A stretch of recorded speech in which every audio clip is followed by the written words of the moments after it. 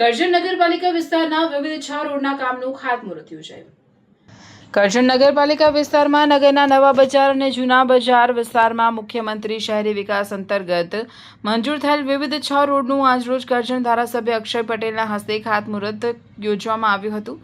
જૂના બજાર વિસ્તારના પ્રવેશદ્વાર એવા સ્વામી ગેટ પાસે ધારાસભ્ય દ્વારા પાલિકાના પ્રમુખ ઇલાબા અટાલિયા, ઉપપ્રમુખ જયેશભાઈ પટેલ, નગરપાલિકાના સભ્યો અને ભાજપા સંગઠનના હોદ્દેદારોની ઉપસ્થિતિમાં રોડ કામનું ખાતમુહૂર્ત યોજવામાં આવ્યું। રૂપિયા 8.11 કરોડના ખર્ચે નવીન રોડ, જે રોડ આગવી ઓળખ તરીકે બનશે।